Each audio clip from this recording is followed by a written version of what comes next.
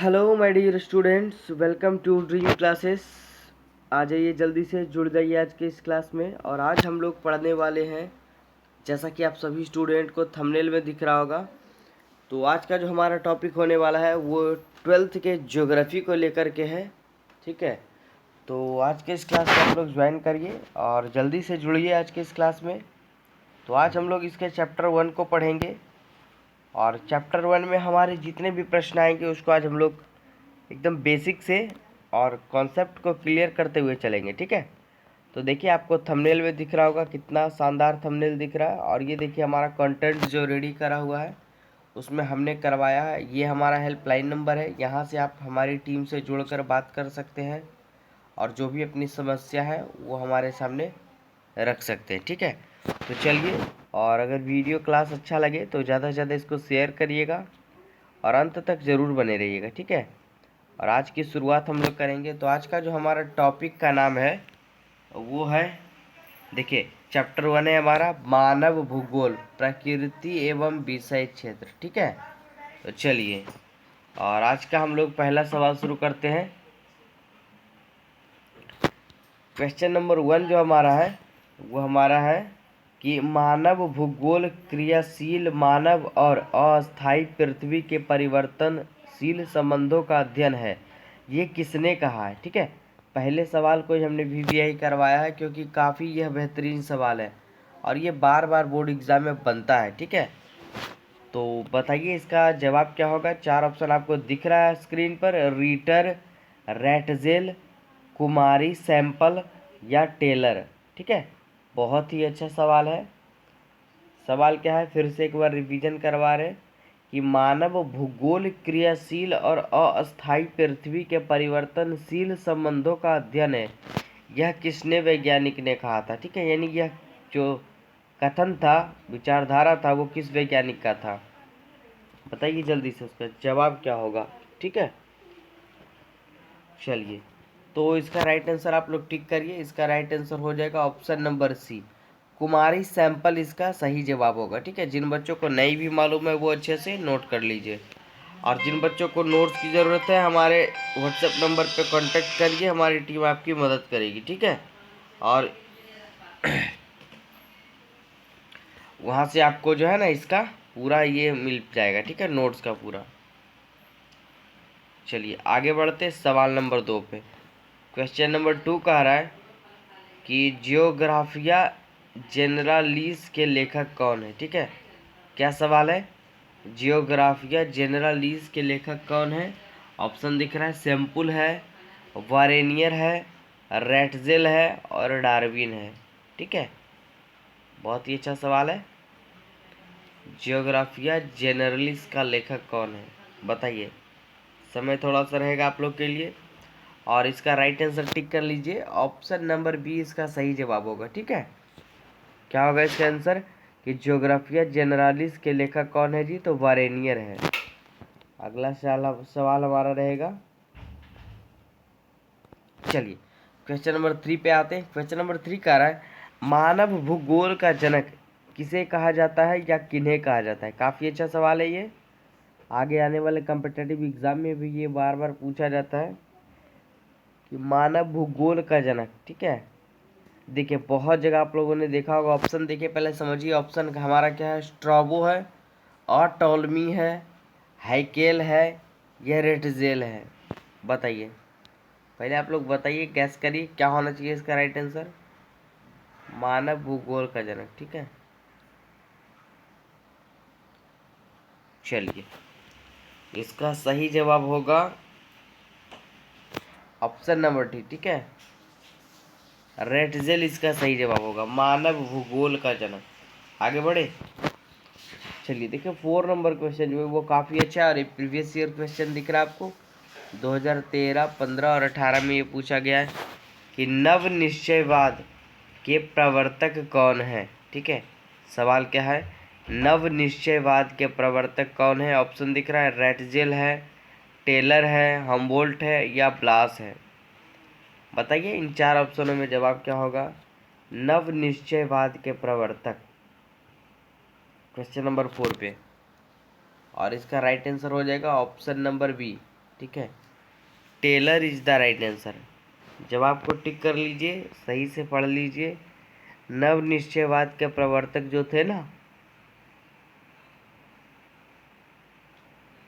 वो टेलर थे। ठीक है, आगे बढ़ते 5वें नंबर क्वेश्चन पे। देखिए 5वां को भी हमने वीवीआई करवाया है, काफ़ी अच्छा क्वेश्चन है। कह रहा है देखिए, निम्नलिखित में से कौन सा एक मानव भूगोल से संबंधित नहीं है।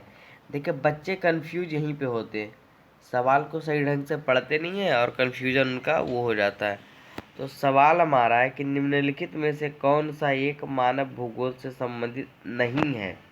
क्षेत्रीय विभिन्नता, मात्रात्मक विभिन्नता, क्रांति और स्थानिक संगठन या अन्वेषण एवं वर्णन। बताइए 5वें नंबर क्वेश्चन का आंसर क्या होना चाहिए। ठीक है, आप लोग के लिए समय रहा कुछ देर, और इसका राइट आंसर टिक करिए। जिन बच्चों को मालूम है वो भी लगा लीजिए। बहुत ज़्यादा रिस्पॉन्स आ रहा है इस सवाल का, ठीक है, मैं देख पा रहा हूँ। मात्रात्मक क्रांति इज द राइट आंसर। ठीक है, क्या होगा सही जवाब, मात्रात्मक क्रांति। आगे बढ़ते 6ठे नंबर सवाल पे।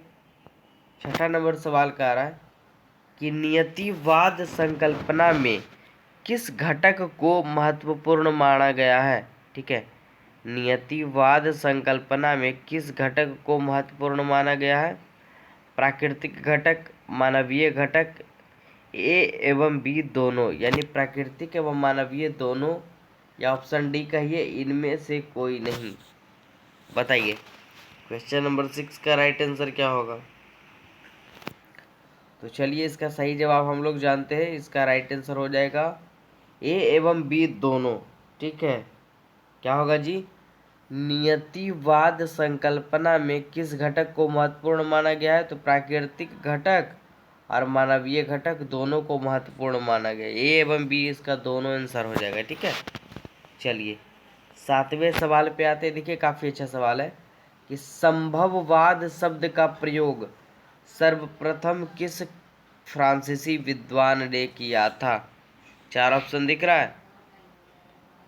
संभववाद शब्द का प्रयोग, बताइए।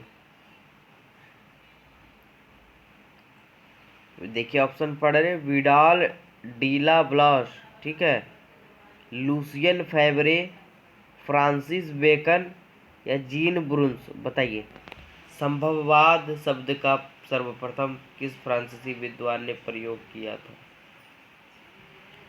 चलिए टिक करिए, इसका आंसर जो होगा जी ऑप्शन नंबर बी होगा, Lucien Febvre is the right answer. ठीक है, आगे बढ़े। चलिए 8वां नंबर सवाल। देखिए काफ़ी अच्छा सवाल दिख रहा है स्क्रीन पे आपको कि एंथ्रोपोजियोग्राफी नामक पुस्तक के लेखक कौन है। देखिए हमने वीवीआई करवाया, बहुत ही अच्छा सवाल है। एंथ्रोपोजियोग्राफी नामक पुस्तक के लेखक कौन है। रेटजेल है, हटिंगजन है, सैंपल है या जीन्स ब्रुन्स है। काफ़ी अच्छा सवाल है। ऑप्शन आपको दिख रहा है स्क्रीन पे, जल्दी से बताइए, कुछ समय हम ले रहे हैं आपके लिए। ठीक है,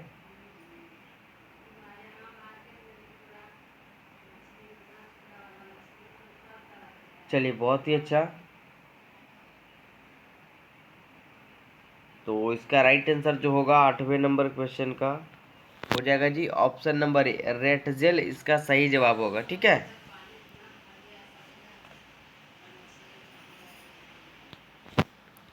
आगे बढ़ते हैं 9वें नंबर सवाल पे कि किसने कहा कि मानव प्रकृति का दास है। बहुत ही बेहतरीन सवाल आप लोग के सामने है जी, सारे स्टूडेंट इसका आंसर देंगे। ठीक है, किसने कहा कि मानव प्रकृति का दास है। दास का मतलब हुआ नौकर है, इंग्लिश में आप इसको सर्वेंट कहिए। ठीक है, दास का मतलब यही होता है। ऑप्शन दिख रहा है, हैंटिंग्स ने, ठीक है, हेस्टिंग्स होना चाहिए। चलिए हैटिंगटन है, हैटिंगटन। ध्यान से देखिएगा, अंग्रेजों के नाम थोड़ा अल्टर होते हैं। किसने कहा कि मानव प्रकृति का दास है। हैटिंगटन ने, अरस्तू ने, एलन सैम्पुल ने या बकले ने। बताइए 9 नंबर का आंसर क्या होगा। तो आप लोग आंसर को टिक लगा लीजिए, ऑप्शन नंबर सी इसका सही होगा। ठीक है, क्या होगा इसका आंसर, एलन सैम्पुल। मानव प्रकृति का दास है, यह एलन सैम्पुल ने कहा था। और 10वें नंबर पे हम लोग बात करेंगे। क्वेश्चन नंबर 10 हमारा कह रहा है कि 1990 का दशक भूगोल के किस उपागम के लिए जाना जाता है। ठीक है, 1990 का दशक भूगोल के किस उपागम के लिए जाना जाता है। उत्तर आधुनिकतावाद के लिए, आधुनिकतावाद के लिए, अन्वेषणवाद के लिए या संभववाद के लिए। बताइए क्या होगा इसका आंसर। 1990 का दशक भूगोल के किस उपागम के लिए जाना जाता है, जल्दी से बताइए। चलिए बहुत ही अच्छा, बहुत ज़्यादा बच्चों ने बताया इसका जवाब। राइट आंसर होगा ऑप्शन नंबर बी, आधुनिकतावाद। ठीक है, आगे बढ़ते 11वें नंबर सवाल पे। देखिए 11वां कह रहा है कि आधुनिक मानव भूगोल के जनक कौन है। फ्रेडरिक रेडजेल है, वारेनियस है, चार्ल्स डार्विन है, एलन सैम्पल है। जल्दी से बताइए, टाइम टेकिंग नहीं लेंगे ज़्यादा आप लोग का। ठीक है, ज़्यादा लंबा क्लास हो जाएगा नहीं तो। आधुनिक मानव भूगोल के जनक, ऑप्शन दिख रहा है आपको स्क्रीन पे, बताते चलिएगा। ठीक है, चलिए ऑप्शन नंबर 1 को टिक लगा लीजिए। इसका राइट आंसर होगा जी फ्रेडरिक रेडजेल। ठीक है ना, आधुनिक मानव भूगोल का जनक फ्रेडरिक रेडजेल माने जाते थे। चलिए आगे बढ़ते हैं 12वें नंबर सवाल पे। कह रहा है नियतिवाद के विचारक कौन थे। ई कांट थे, हम्बोल्ट थे, रीटर थे, इनमें से सभी थे। बहुत ही अच्छा सवाल। ऑप्शन नंबर क्वेश्चन नंबर 12 का आंसर दीजिए। चलिए बहुत ही अच्छा, ऑप्शन नंबर डी इसका सही आंसर होगा। यानी कि नियतिवाद के विचारक जो थे ना वो तीनों थे, हम्बोल्ट भी थे, इकांट भी थे और रीटर भी थे। तो इसका राइट आंसर हो जाएगा ऑप्शन नंबर डी, इनमें से सभी। आगे बढ़ते देखिए भूगोल का जनक, इसमें कुछ नहीं लगा, मानव आधुनिक कुछ नहीं लगा, सिर्फ बोल रहा भूगोल का जनक माना जाता है यूनान को, एशिया को, अफ्रीका को, इनमें से कोई नहीं। तो याद रखिएगा भूगोल का जनक जो है ना वो यूनान को माना जाता है। अच्छे से याद रखिएगा और अभी से कोई भूलिएगा नहीं। और मुझे पता है कि आप सभी स्टूडेंट को ये क्लास ज़रूर अच्छा लगेगा लास्ट में, तो कमेंट बॉक्स में कमेंट करना ना भूलें आप लोग। और जो भी स्टूडेंट न्यू है चैनल पे, सब्सक्राइब बटन दबा दीजिए, बगल में एक बेल आइकन होगा उसको प्रेस कर दीजिए ताकि हमारे नए वीडियो का नोटिफिकेशन जो है वो आपको सही समय पर मिल पाए। ठीक है, चलिए ये देखिए बहुत ही अच्छा सवाल है जी। रुको और जाओ निश्चयवाद की संकल्पना किसने दी। देखिए हमने वीवीआई करवाया है और ये काफ़ी अच्छा सवाल है, बोर्ड एग्जाम में बना है कई बार कि रुको और जाओ निश्चयवाद की संकल्पना किसने दी। रेडजेल ने दी, हम्बोल्ट ने दिया, ब्लास ने दिया, टेलर ने दिया। बताइए इसका आंसर क्या होगा। काफ़ी अच्छा, ऑप्शन नंबर डी को टिक लगा लीजिए। रुको और जाओ निश्चयवाद की संकल्पना टेलर ने दिया था। ठीक है, किसने दिया था जी, टेलर ने। आगे बढ़ते 15वें सवाल पे। 15वां नंबर कह रहा है मैक्सिको में स्थानांतरित कृषि की प्रथा को क्या कहा जाता है। रोका कहा जाता है, मिलिया कहा जाता है, लदांग कहा जाता है, झूल कहा जाता है। बताइएगा मैक्सिको में स्थानांतरित कृषि को किस नाम से जानते हैं। कोई अगर स्टूडेंट जानते हैं तो इसका आंसर बताइए। ठीक है, चलिए आंसर को जानते हैं, अच्छे से टिक लगा लीजिए। ऑप्शन नंबर बी मिलिया is the right answer. Mexico में स्थानांतरित कृषि को हम लोग मिलिया के नाम से जानते हैं। ठीक है, और 16वां सवाल आपके स्क्रीन पे दिख रहा है आपको कि मानव भूगोल विचारकों के विकास की अभिव्यंजना है, ना कि भौगोलिक ज्ञान के विस्तार और खोज का कोई तत्कालिक परिणाम है। यह परिभाषा किसने दिया था। ऑप्शन दिख रहा है जीन ब्रुंथ ने, विडाल डीला ब्लास ने, ई हेटिंगटन ने, हेटिंगजन, ठीक है, या फ्रेडरिक रेडजेल ने। बताइए 16वें नंबर का आंसर क्या होगा। बहुत ही अच्छा सवाल है।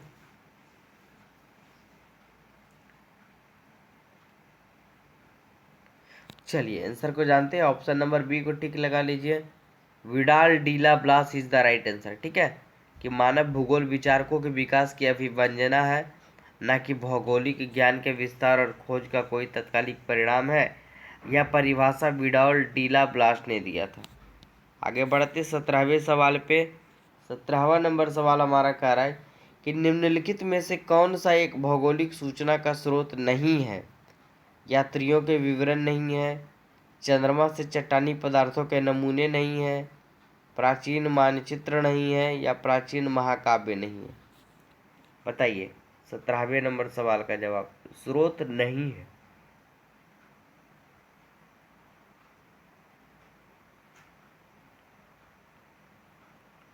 ठीक है, क्या होगा इसका आंसर? जल्दी से बताइए जी, इंतजार कर रहे हैं हम, सारा स्टूडेंट इसका आंसर देंगे। चलिए, इसका राइट जवाब होगा ऑप्शन नंबर बी, चंद्रमा से चट्टानी पदार्थों के नमूने। ठीक है, चंद्रमा से चट्टानी पदार्थों के नमूने जो है भौगोलिक सूचना का स्रोत नहीं है। आगे बढ़ते हैं 18वें नंबर पे। करा व्यावहारिक भूगोल, राजनैतिक भूगोल और आर्थिक भूगोल अथवा सामाजिक भूगोल कौन से भूगोल के अपक्षेत्र हैं? ऑप्शन दिख रहा है आपको, सामान्य भूगोल, विशिष्ट भूगोल, मानव भूगोल,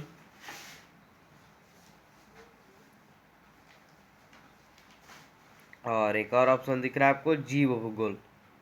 बताइए, आंसर दीजिए जल्दी से, क्या होगा आंसर इसका? टिक लगाइए आप लोग जल्दी से। व्यवहारिक भूगोल, राजनैतिक भूगोल, आर्थिक भूगोल अथवा सामाजिक भूगोल कौन सा भूगोल के उपक्षेत्र हैं? 18वें नंबर का जवाब बताइए जी, काफी अच्छा सवाल है। ऑप्शन नंबर सी को टिक लगा लीजिए, मानव भूगोल इसका सही जवाब होगा। ठीक है, और आज के टॉपिक का हमारा सेकंड लास्ट सवाल बहुत ही अच्छा है, और हमने भी यह करवाया आपके एग्जाम के व्यू से कि किसने कहा कि मानव प्रकृति का दास है। अभी ऊपर भी ये सवाल आया था, अगर आपने गौर करा होगा। ठीक है, आप सभी स्टूडेंट ने अगर इन सवाल को पढ़ा होगा तो ये सवाल दोबारा रिपीट हो रहा है। चलिए, आप लोग के लिए एकदम बोनस पॉइंट है, बताते चलिए।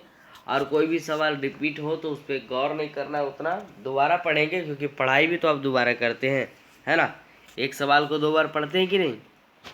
बताइए, ऑप्शन दिख रहा है, हैटिंगटन ने, अरस्तु, एलेन सैम्पुल, बकले। किसने कहा मानव प्रकृति का दास है? चलिए, वहाँ भी यही हुआ था आंसर, और अभी भी फिर से बता रहे, एलेन सैम्पुल ने कहा था कि मानव जो है ना वो प्रकृति का क्या है, दास है। और आज के इस टॉपिक का सबसे अंतिम सवाल हमारा जो है चैप्टर 1 का, वो कह रहा है कि निम्नलिखित में कौन सा एक लोगों और पर्यावरण के बीच अन्योन्य क्रिया का सर्वाधिक महत्वपूर्ण कारक है? ठीक है, काफ़ी अच्छा सवाल है। ऑप्शन देखिए, बहुत ही अच्छा है, मानव बुद्धिमत्ता, प्रौद्योगिकी, लोगों के अनुभव, या मानवीय भाईचारा। इन 4 ऑप्शनों में क्या होगा इसका राइट आंसर, ये आप लोग को बताना है। ठीक है, थोड़ा सा समय लेंगे, ये अंतिम सवाल है हमारे टॉपिक का।